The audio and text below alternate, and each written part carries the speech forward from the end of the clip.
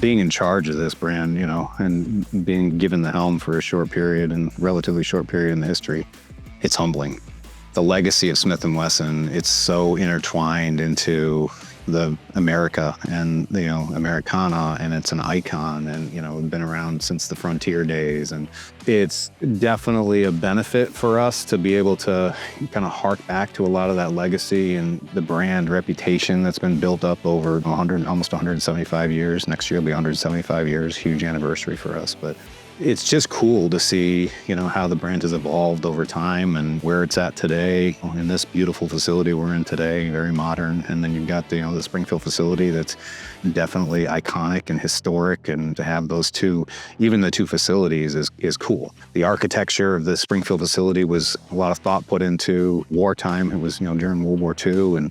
And then the modern facility we're in today really kind of, that in and of itself is kind of a little microcosm of the brand. It's making sure we're always staying true to the legacy of where we came from, even in the product lines with the revolvers and the new 1854 lever action rifle. And now, with the carry comps and the metal pistols and kind of the modern duty pistols for law enforcement and self-defense pistols with the bodyguard. And it's just that I think we're a little unique in the industry that, we're still we're the old and the new together. And, it's been amazing.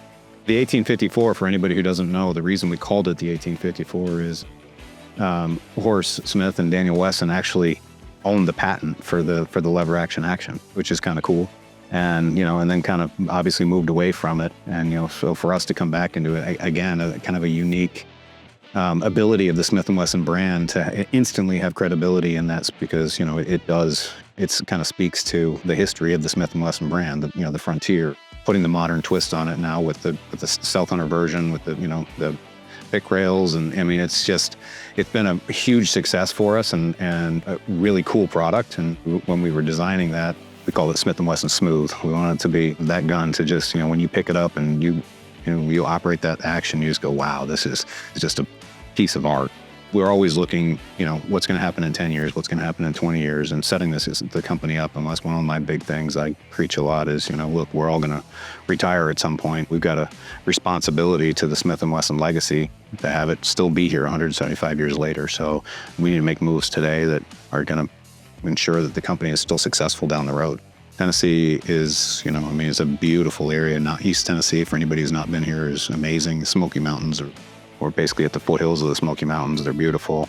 And it is just very friendly to what we do, to our industry and to our product. And it's just, this is the, they say this is the patron state of shooting stuff. I'm going to give a lot of credit to the team, our internal team. I'll just mention them by name, Jansen Smith, who kind of ran this project for us, and also the architects, MBI, who helped us build this facility. We kind of told them what we wanted. This studio that we're sitting in today was an example of that, is really thinking through what is everybody, you could just have, which we literally did have, a white sheet of paper. If you had a white sheet of paper, what would you do differently? What would you, what do you need? And that goes from the academy to these studios to, the distribution center that's, unbelievably modern and efficient, to the assembly lines. If you do have an empty floor, how would you do it differently?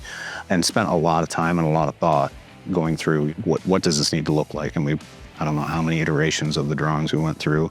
Even small things like, the front of the building is all glass and looks out over the mountains. And the initial drawing was the offices were on the windows.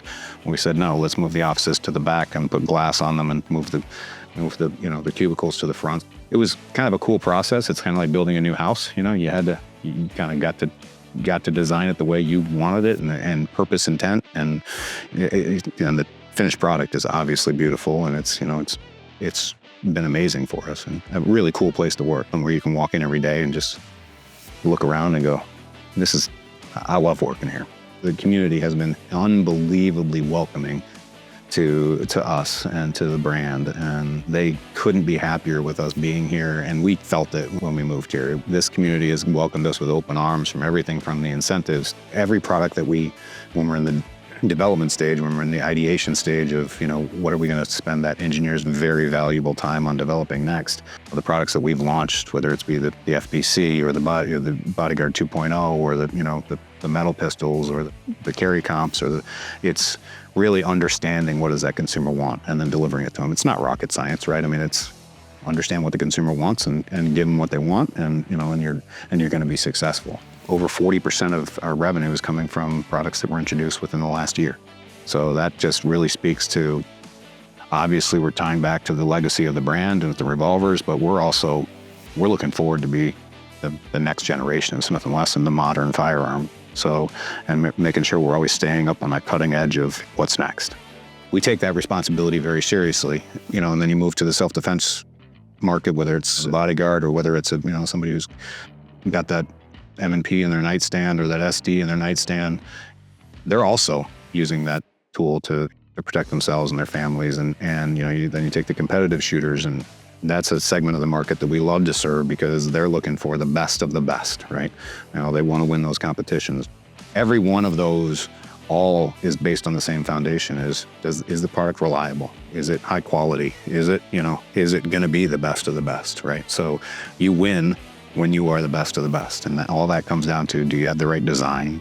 Are you able to execute on quality? Are you able to execute on delivery? Are you able to offer a fair price for the product?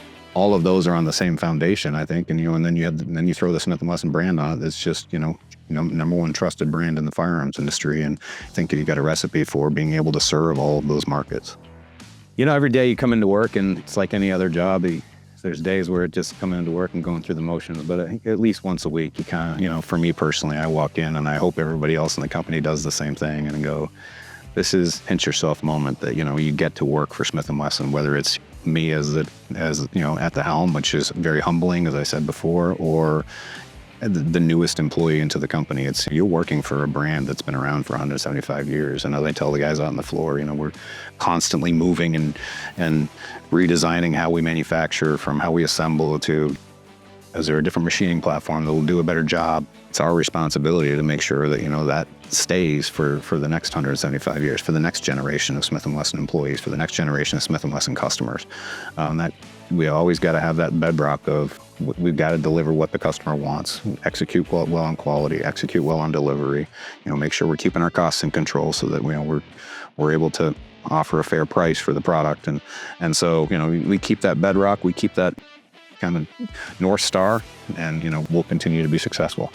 There's tons of exciting stuff coming in the future. So we've got a lot of ideas for new areas, new untapped areas like the FBC, like the 1854. We're going to continue to obviously refine and modernize and look for ways to improve our core line. But we're also looking into some brand new areas where, we're Smith & Wesson, where the industry in general hasn't been. And I think there's some really, really exciting things coming in the next couple of years.